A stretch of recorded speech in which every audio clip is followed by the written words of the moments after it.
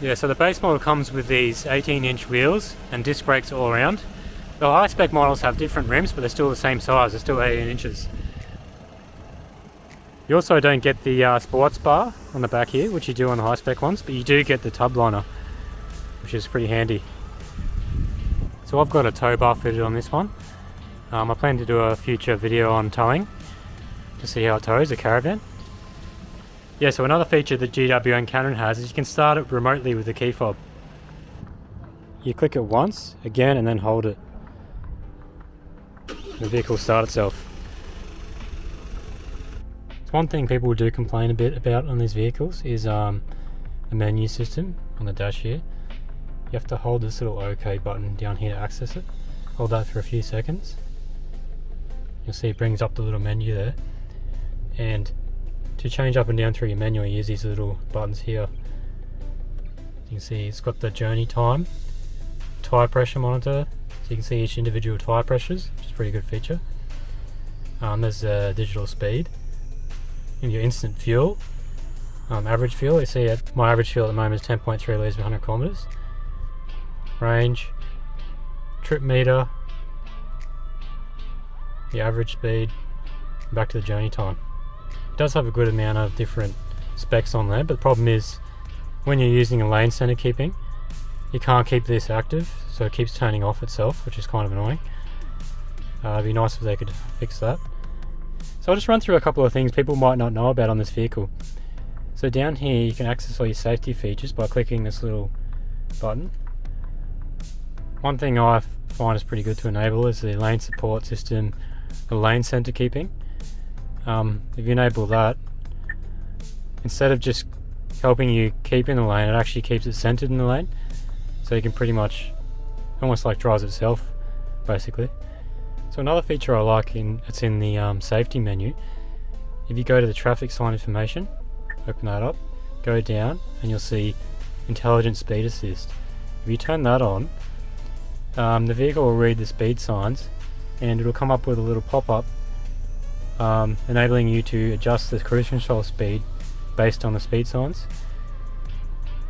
And you just click set on the cruise control button here when you see that pop up, and it'll automatically change the cruise control speed. Another feature some people don't know about is the cross country expert mode. To enable that, you just need to hold down this button here for 5 seconds. It'll come up on the screen. Hold it down, and you see cross country expert mode. I'm not 100% sure what that actually does yet. I'm thinking it actually gets rid of all your stability control and traction control, etc. and locks the center diff lock. That's what I've heard, but I'm yet to test it off road, so I'll be testing that out sometime in the future. So in the base model GWM CANNON, you don't get the automatic AC. You just have these two little dials here that you turn. You'll see on the screen, it just comes up on the left hand side. You can either make it hotter or colder, and on this side you've just got your fan speed control. You can see it going up and down. So you don't have the auto AC, but you can adjust it on the screen too, the different functions here, and you turn it up and down on the screen.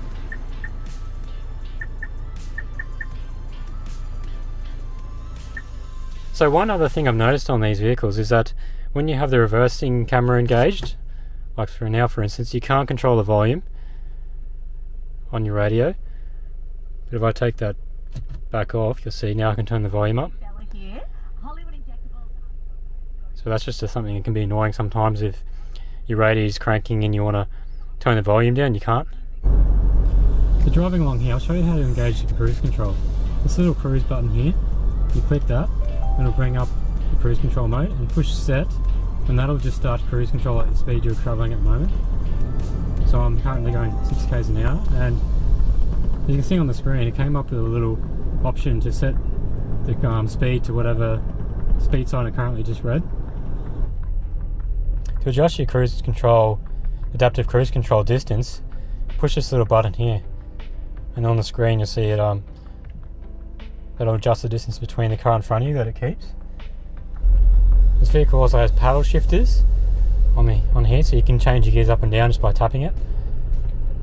So I'll drop down to 3rd gear here. So this little side camera will only come on when you turn the indicator on if you're going under 15 k's an hour, and once you go above 15 km an hour, that'll turn off automatically, and I'll turn the indicator on and it won't come on. So it's more for when you're going through car parks and stuff, I think, so you don't hit the gutters and curbs, etc. A bit of a turbo like this vehicle. Watch, when I put my foot down, okay, flat now. And see how it takes a few seconds to really get going. I've heard that they have a firmware update for these vehicles, and I have to wait till I get the service for them to update that. So on these vehicles, when you pull up to a stop, all you have to do is push this P button here, and that'll engage your parking brake and put it into park, so you don't have to pull the handbrake up yourself. That's another